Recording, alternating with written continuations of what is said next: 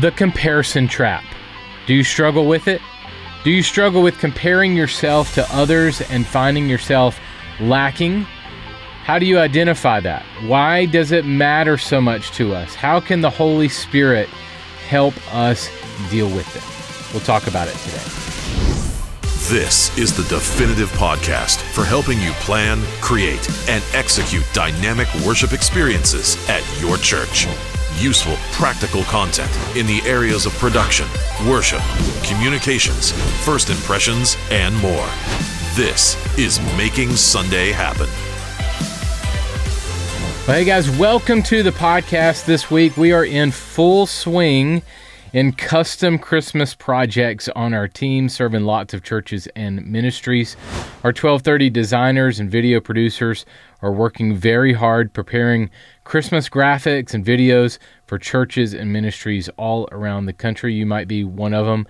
Thank you so much for trusting us with your graphics and video for your Sunday experiences and your Christmas experiences and all that. If you still need some quick holiday ready-made media content, be sure to jump into our library and start downloading holiday title and social graphics, mini movies and service openers, motion background service packs of coordinated media, all to enhance your screens at your church for the holidays and more. You can dive in today and start downloading media content at 1230.media. That's 1230.media. Today on the show, I welcome Nona Jones. Nona is a much in-demand author and speaker. She works for Meta or Facebook. Nona and I could talk about a whole lot of different topics, but we chose one today that really roars its ugly head with a lot of us, and that is insecurity and comparison. And I can tell you that Nona and I talk a lot about this in the interview in just a few minutes, that no matter where you are when the world measures success or where the world measures success, if you've reached a certain status or you're in-demand speaker all over the world, or you lead a company or a ministry or a church, no matter where you are in the spectrum, comparison can still get us. We can still be insecure. We can still feel like we are lacking. We can still worry that, do we measure up? And so we're going to talk about that today, that you might be struggling with, am I good enough? Or feeling left out. Nona shares a story about how she was felt left out from a speaker lineup. Now, she speaks all over the world and is in very high demand, but she still struggles with that. Why didn't they invite me? Am I not good enough? Do I not have good content to share? Why was I not invited? We talked through that story and others. You can relate to comparing yourself to others and feeling like you don't measure up. So we're going to go really deep today in our conversation. I hope you enjoy it. Stay tuned. Just about 60 seconds away, you'll get me and Nona Jones. Check this out. Hey guys, I wanted to let you know about our massive holiday sale here at 1230 Media. For a limited time, we are offering our entire library, our Go Unlimited annual plan, for $100 off the regular price. That means that instead of $396 a year, you're getting unlimited downloads of mini movies, countdowns, series boxes, packs, title and social graphics, and more for only $296 a year. It's a steal, under $300 for the entire library for a year. Everything currently in the library, plus all new releases for the next year, and we are adding to the library literally daily. Just go to 1230.media/go. That's 1230.media/go, and use the code HOLIDAY100 at checkout when signing up for our annual plan. Again, 1230.media/go, and use the code HOLIDAY100 when signing up for our annual plan. That's 1230.media/go. Hey guys, today I welcome Nona Jones. Nona is an international speaker, author, and the head of global faith-based partnerships at Facebook or Meta. Nona and her husband lead a church together in Gainesville, Florida. Nona, how are you? Thanks for being here. I'm doing great. How are you? I am doing excellent. We were just talking before that we started recording that last week I had COVID and that you haven't. So you've evaded it for the last few years. I have, yes, I've been very, very fortunate. I'm one of those people that, I'm very much so in the minority. Like I still wear a mask when I travel simply because I'm doing my best not to cancel on people who have booked me for their events. Yeah. I've been very, very blessed. Well, I know that we both travel a lot. So kind of give me a temperature check just from your vantage point at Meta or your vantage point just in traveling and in church world. Where are we? Just kind of give me a temperature check of what we've learned over the last couple of years and just kind of state of affairs. Sure. Well, I think on the technology side, I do think that many churches have started to lean more into social technology.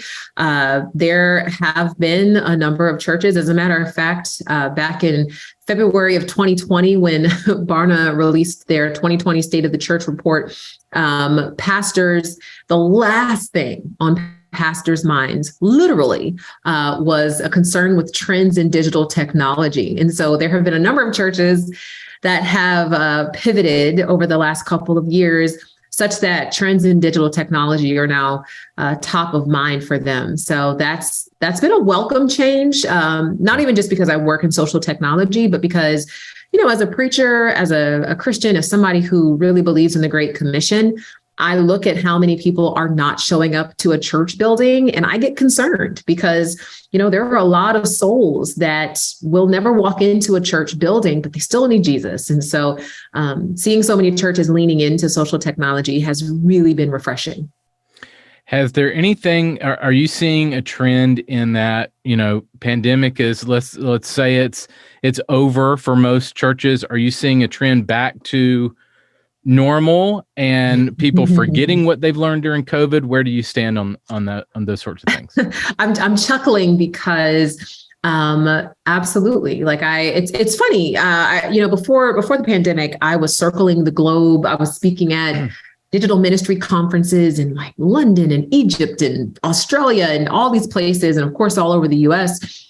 And, there was this sense that, oh, that's nice, but real church happens in a building. And mind you, my husband and I, we lead a local church. And so for me, it really has never been a question of, should churches also be online? Because I never saw it as either or. It was always for me, both and. And so, I think seeing churches lean into social technology was great.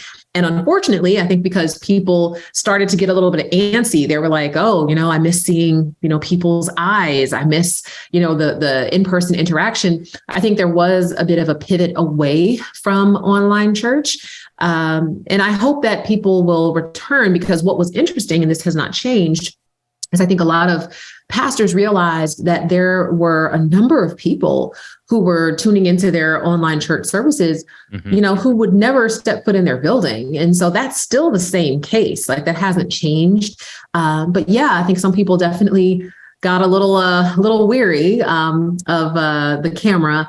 But I think, again, it's both and. It's not either or. We need to go where the people are, whether they come in our building or whether they're tuning in from somewhere else. Yeah, I agree with that stance, definitely. Okay, so I'm really excited about your brand new book, Killing Comparison. I took a deep dive into it and read it just the last few days on my COVID break. And so I think it is so needed, as a lot of us in ministry especially struggle with comparison, struggle with insecurity, finding ourselves lacking, that sort of thing, no matter what level of quote unquote success that we've seen in our ministry and our lives. So how did this book come about for you?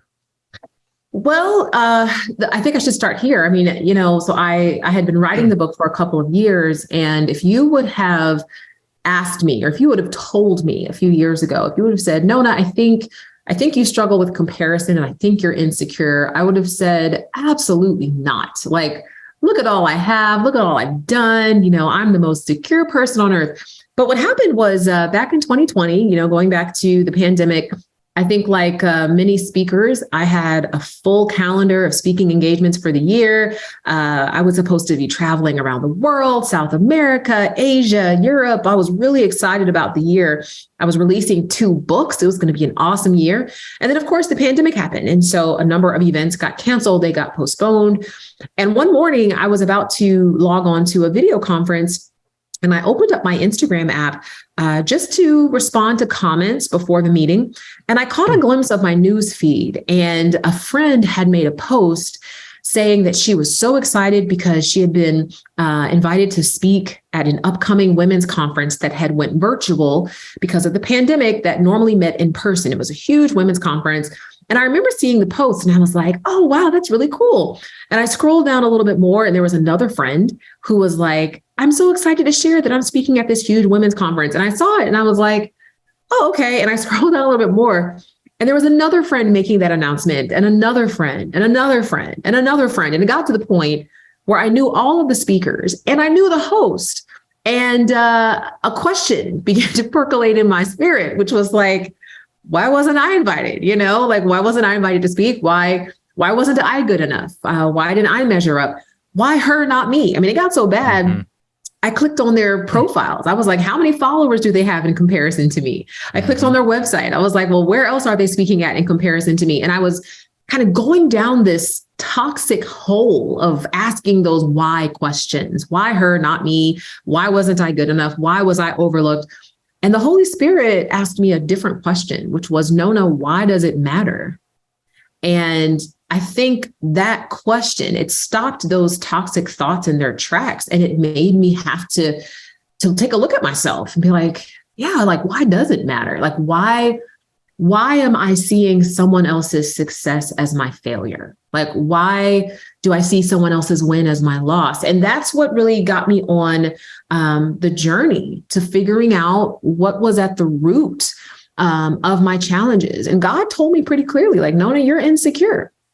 And I would have never guessed that, because I was always the type of person that was, happy for people when they achieved things. But God helped me to realize that I was insecure because I had secured my identity to an insecure foundation, to the approval of people and to which, speaking invitations I received. So it was a very revealing process, but that's why I started to write the book. I started to write just my insights, and it didn't start out as a book. I actually had wrote my insights out, and I got invited to speak at a church in South Carolina, and I preached a message just called Killing Comparison, which was from the insights of my journey. And the way people responded to the message let me know that there was something deeper there. So that's where it came from. Did any of the happiness that you felt for other people, did that come from, I'm going to think about how to ask this, like you weren't threatened by them? 100%. You know what I mean? Listen, you hit the nail on the head. So one of the things I talk about extensively in Killing Comparison is the idea that, when we feel like another person isn't a threat, like when we see somebody post about their trip to Paris, and we've already been to Paris. Yeah. So we've been to Paris multiple times. When we see their post, we're like, oh, that's so great. It's so wonderful that you went to Paris. When you're speaking to thousands of people and then a friend posts that they spoke to 100 people, you're like, oh, that's so great. But when your friend makes the post about, vacationing in Bora Bora and you've never been, but you've always wanted to go, suddenly it becomes an indictment on you. And now you're taking it personally. Or if a friend, is speaking to hundreds of thousands or tens of thousands, and it's like, oh my gosh, what's wrong with me? So yeah, I do think when somebody does something that you've already done, it's easy to be like, oh, that's so great, because it's not a threat, right? Mm-hmm. Because you've already done it. So you hit the nail on the head. Yeah.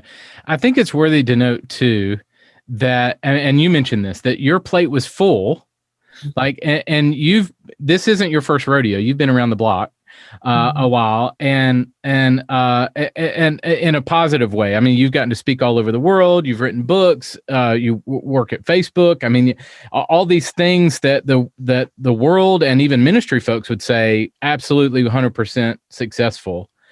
that somebody like you and I mean, let's take a mega church pastor or somebody like that like, oh, success. I mean, that we still struggle. You still struggled with this.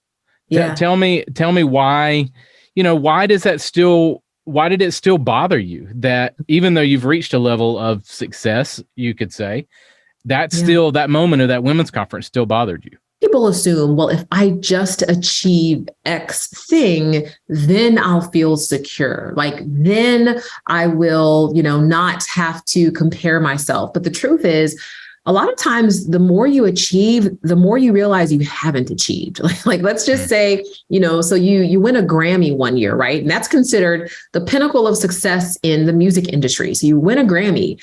Well, guess what? The Grammys are happening next year. Mm-hmm. And so, yes, somebody won 2 Grammys. Yeah, you win. Hey, you win 2 Grammys this year, and then there's the Grammys next year. And so now the question is, am I going to be nominated again? So it's like this never ending, just kind of hamster wheel. And so I do think that there's nothing that you can achieve. There's nothing that you can accumulate around you that will fill a deficit within you. And the deficit really comes from the question of what is your identity secured to?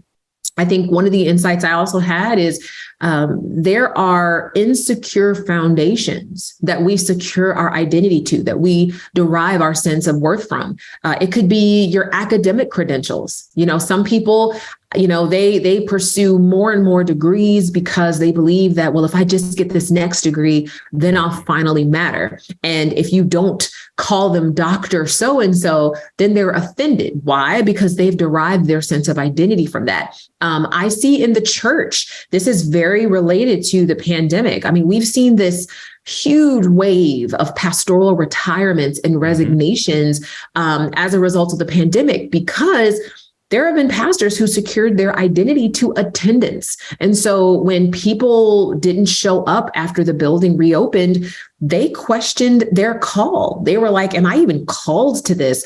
Not because anything changed from the standpoint of God, but because what changed had to do with man. And so I think insecure foundations are just anything that is subject to the approval and valuation of man. The only secure foundation, the only thing that does not change is who God called you to be. That has nothing to do with people's approval of you, has nothing to do with whether people applaud. God decided that you were necessary for creation before you were formed in the womb. And so those are some of the insights that I had as I was doing my work. So let's get into that more. How do we start conquering that insecurity? How do we realize that our purpose? How do we make sure that we are being obedient to our call and not wrapped up in, oh, we didn't have this many come on Sunday, whatever the case may be? No, I think the first step is just being willing to acknowledge it. I think we spend more time denying insecurity than actually defeating insecurity. Many times we will fight to the death. Like, I dare you to say that I'm insecure. Of course I'm not insecure. But I think we have to start by acknowledging it. When you see somebody else's success and you start to feel, like that little toxic sensation on the inside of you that makes you be like, yeah, why him, not me? Why her, not me? What's wrong with me?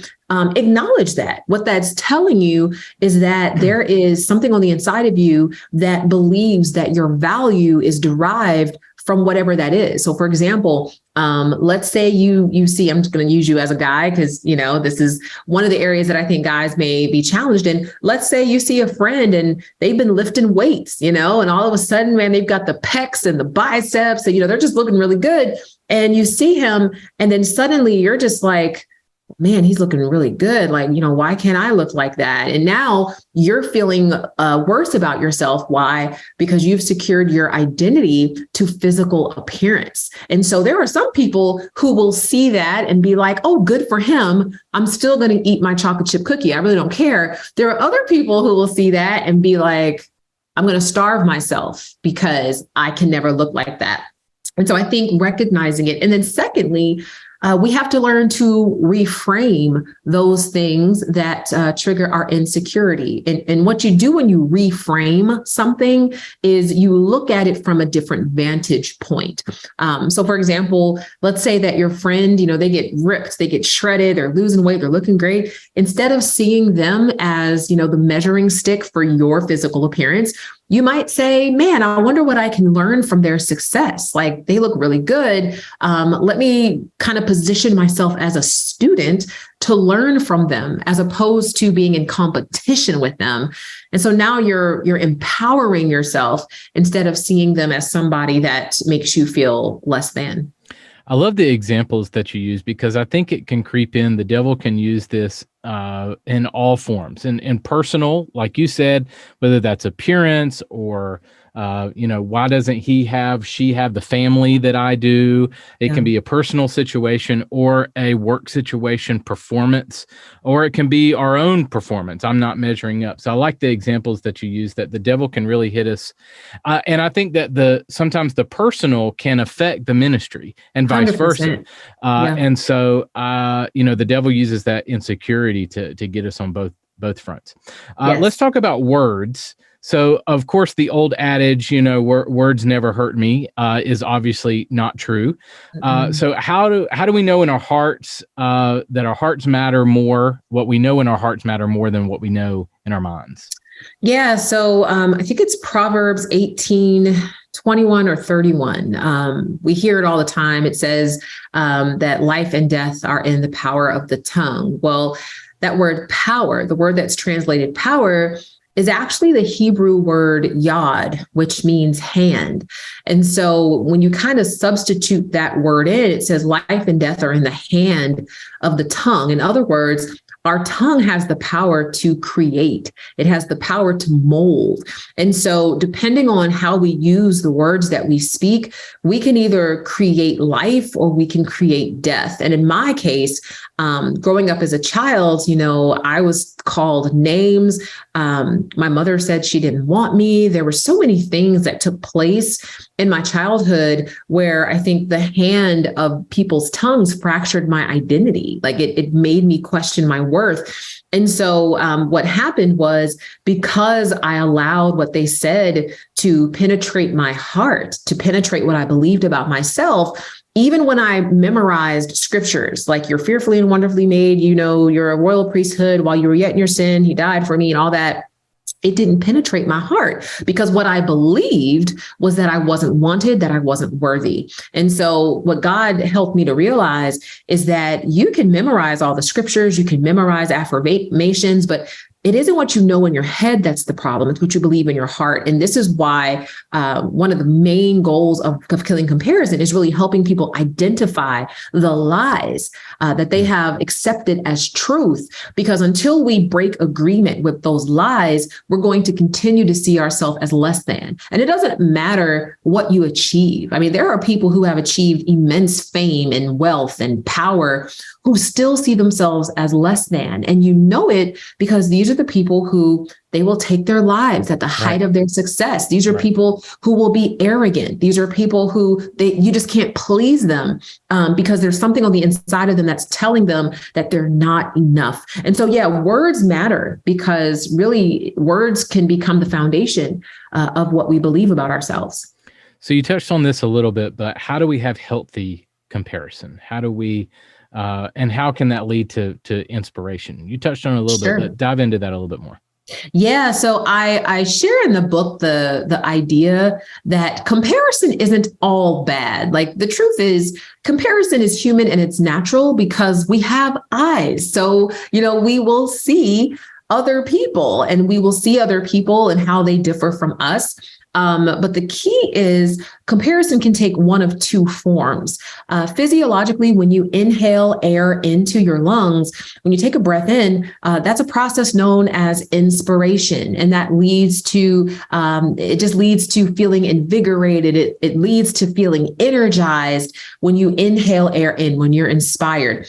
Healthy comparison inspires. When you see somebody else's success and it activates your potential, that's healthy comparison. I many years ago, I lost over 100 pounds and I've maintained it for 10 years. But what helped me to lose that weight is for years, I struggled. I've been overweight the majority of my life. And I struggled, but then I came across a video of a woman on YouTube who at the time, she was about the same weight that I was, but she had lost 100 pounds and kept it off. And she was sharing her story and seeing her change, seeing her transformation.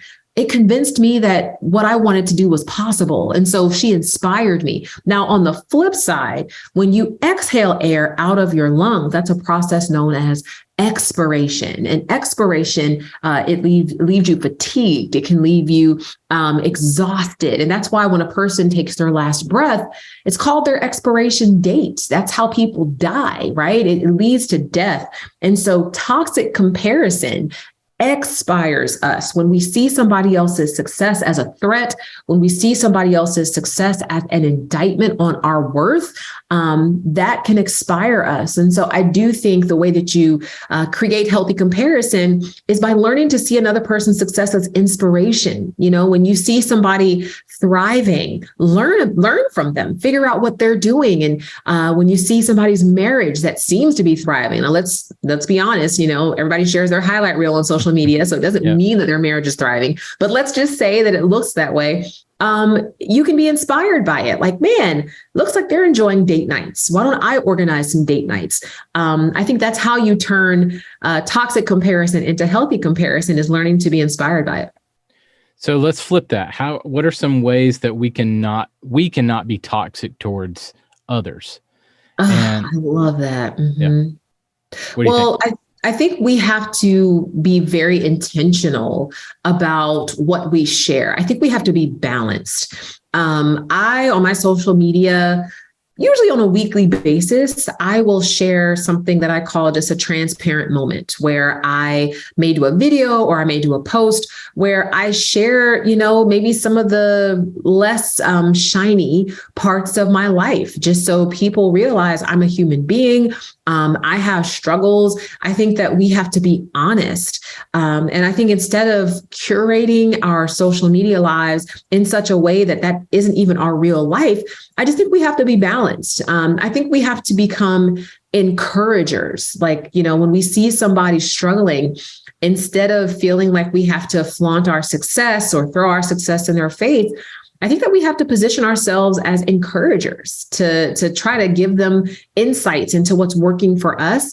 But it all gets back to, again, intentionality. So just committing ourselves to being the type of people that create inspiration and not expiration. Good. All right. I got some quick rapid fire, 5 rapid fire before I leave you. Okay. Ready? Here we go. Yep. Quick answers.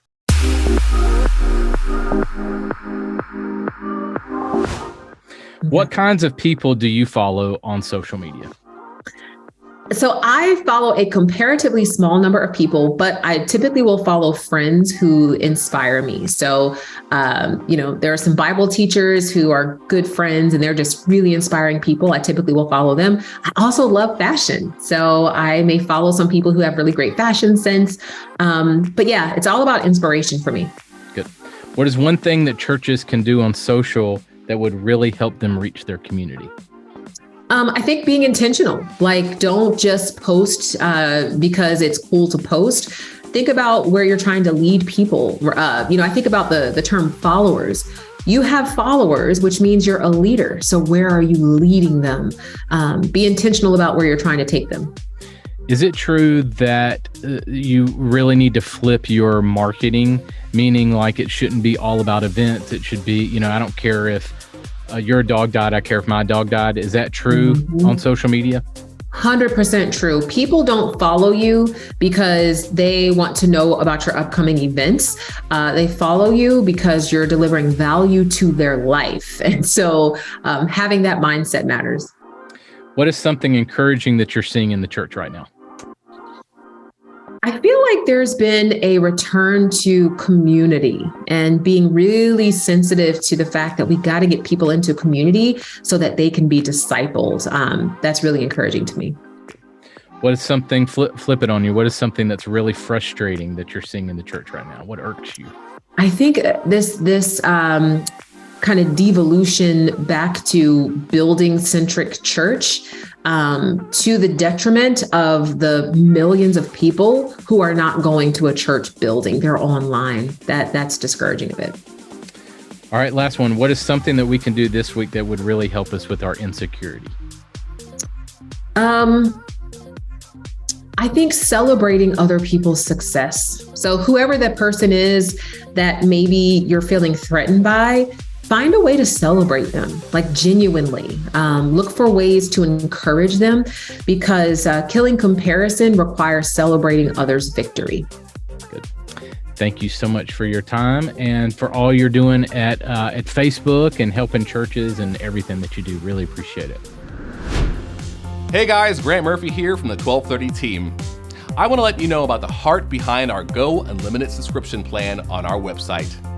We are on a mission to help you make Sunday happen at your church. Our ready-made media is a solution for you to plug and play pre-made media right into your presentation software and be ready to go for Sunday. All of our graphics come with a Photoshop design file for you to edit the text to say whatever you need to say for your context. Our library is packed with mini movies and service openers, countdowns, motion backgrounds, social media content, fully branded series boxes, collections of coordinated media for the holidays and special events, and more. Our Go Unlimited plan is only $33 a month when you pay annually, and you get everything in the library, and I mean all of it. Plus, for the whole year you're subscribed, you get everything we add to the library, and we're adding dozens of products every single month. It is our heart that if you can't do custom media with us, or need a quick solution to fill in the gaps for your Sunday service, our ready-made media library is a solution for you.